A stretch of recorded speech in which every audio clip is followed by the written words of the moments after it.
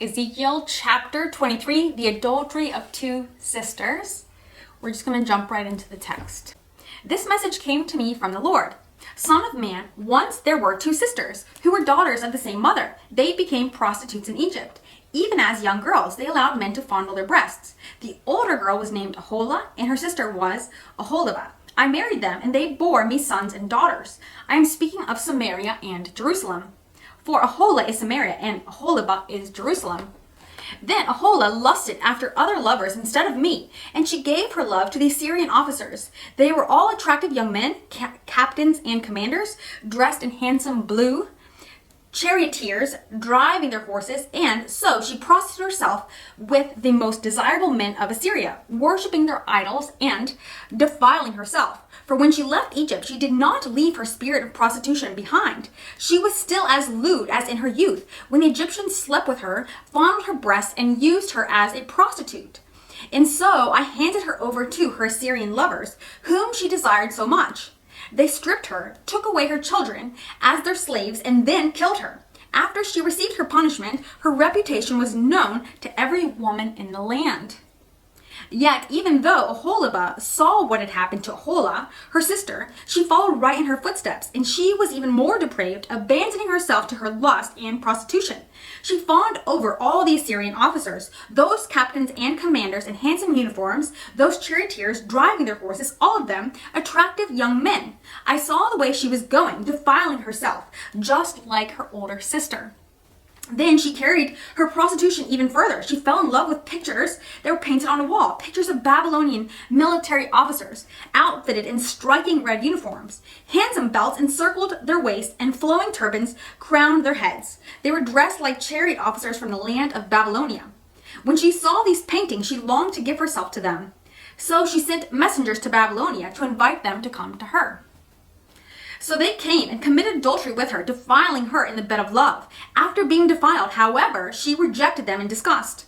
In the same way, I became disgusted with Oholibah and rejected her, just as I had rejected her sister, because she flaunted herself before them and gave herself to satisfy their lust. Yet she turned to even greater prostitution, remembering her youth when she was a prostitute in Egypt. She lusted after lovers with genitals as large as a donkey's and emissions like those of a horse.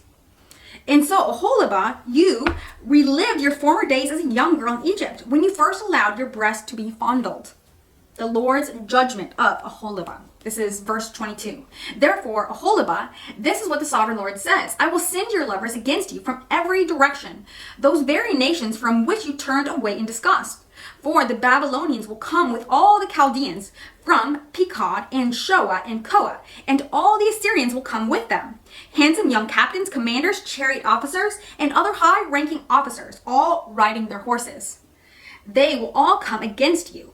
And other high-ranking officers, all riding their horses, they will all come against you from the north, with chariots, wagons, and a great army prepared for attack. They will take up positions on every side, surrounding you with men armed with shields and helmets. And I will hand you over to them for punishment, so they can do with you as they please. I will turn my jealous anger against you, and they will deal harshly with you. They will cut off your nose and ears, and any survivors will then be slaughtered by the sword. Your children will be taken away as captives, and everything that is left will be burned. They will strip you of your beautiful clothes and jewels. In this way, I will put a stop to the lewdness and prostitution you brought from Egypt. You will never again cast longing eyes on those things or fondly remember your time in Egypt. For this is what the sovereign Lord says. I will surely hand you over to your enemies, to those you loathe, those you rejected. They will treat you with hatred and rob you of all your own, leaving you stark naked. The shame of your prostitution will be exposed to all the world. You brought all this on yourself by prostituting yourself to other nations, defiling yourself with all their idols. Because you have followed in your sister's footsteps, I will force you to drink the same cup of terror that she drank. Yes, this is what the sovereign Lord says. You will drink from your sister's cup of terror, a cup that is large and deep. It is filled to the brim with scorn and derision. Drunkenness and anguish will fill you, for your cup is filled to the brim with distress and desolation. The same cup your sister Samaria drank. You will drain that cup of terror to the very bottom. Then you will smash it to pieces and beat your breast in anguish. I, the sovereign Lord, have spoken, and because you have forgotten me and turned your back on me, this is what the sovereign Lord says. You must bear the consequences of all your lewdness and prostitution. The Lord's judgment on both sisters. Verse 36. I stumble a little more when the text is not like a thin, like this one. I don't know if you can see that. Probably not. But when the text goes from one side all the way to the other, it's a little bit harder for me to track. That's neither here nor there. Verse 36, the Lord's judgment on both sisters. The Lord said to me, Son of man, you must accuse Oholah and Oholibah of all their detestable sins. They have committed both adultery and murder. Adultery by worshiping idols, and murder by burning as sacrifices the children that they bore to me. Oh, that's terrible. Furthermore, they have defiled my temple and violated my Sabbath day. On the very day that they sacrificed their children to the idols, they boldly came into my temple to worship. They came in and defiled my house. You sisters sent messengers to distant lands to get men. Then, when they arrived, you bathed yourselves, painted your eyelids, and put on your finest jewels for them.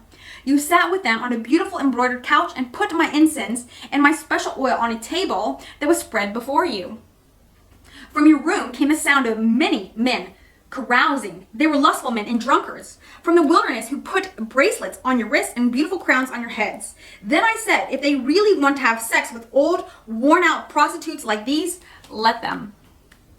And this is what they did. They had sex with Oholah and Oholibah, these shameless prostitutes. But righteous people will judge these sister cities for what they really are, adulterers and murderers. Now this is what the sovereign Lord says.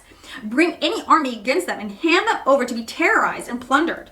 For their enemies will stone them and kill them with swords. They will butcher their sons and daughters and burn their homes. In this way I will put an end to lewdness and idolatry in the land. And my judgment will be warning to all women not to follow your wicked example.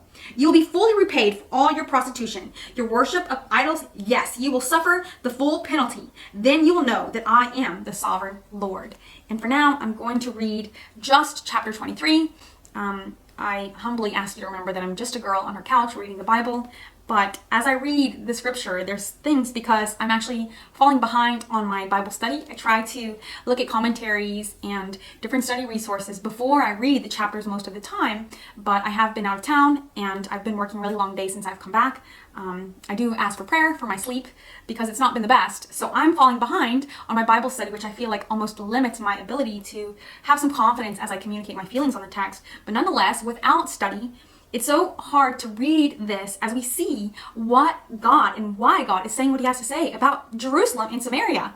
So often we blame God for the troubles that we face, for the way of the world, when we don't look to see what we are doing wrong and what these punishments are a result of. And I know that it's not always black and white. We sin, and so God punishes us. We do something good, so God blesses us. The Bible makes it very clear that it's not that black and white. When God is all you need, you always have everything you need, because God is all we need, and he promises to provide everything that we need to be successful and happy. He promises to provide what we need.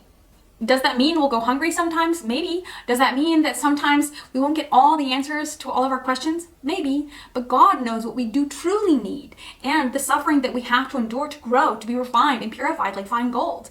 So sometimes the difficulties that we must overcome are actually for our refinement, our development, our faith, our growth, our spiritual and emotional maturity. It's not necessarily we did some sin, we did something bad, and then punishment is the result. But over and over and over again, Jerusalem and Samaria are drifting away from God, refusing to honor him. They're lusting after other gods and worshiping false idols and false gods. God has promised to meet their needs, but they are neglecting God, abandoning God, and turning to their own selfish ambition, their own selfish desires, and not living for God. This is what's happening as a result of their very own decisions, not because they're being people after God's heart, because we know that David had many sins in the Old Testament, but he was still called a man after God's heart because the root of his heart was invested in honoring the Lord. There were times where he let his lust misdirect him. There are times that he made decisions that were not the best, but overall, David did have a heart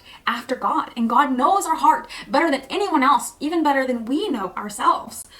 When we read things like this in the text, it's so rewarding to see the truth. And so many people that make these false accusations against God, this time spent in the scripture helps us to truly understand what the scriptures have to say about the decisions that we make, the way that we live our lives, and what that says about our true relationship with God and our heart standing in the eyes of God. He knows every nook and cranny of your life, of your heart, of your morals and your values, and how you truly feel about things. So we are asked in the Bible to commit our ways to the Lord and to put our trust in Him. Commit your ways to God. We can't have multiple gods. There's one God and one mediator between God and man, and that's Jesus Christ. So I'm going to shut my mouth. This is so insanely difficult. This is a difficult topic, but I'm going to be done. So God bless. Have a great night, and we'll see you soon for Ezekiel chapter 24. Bye-bye.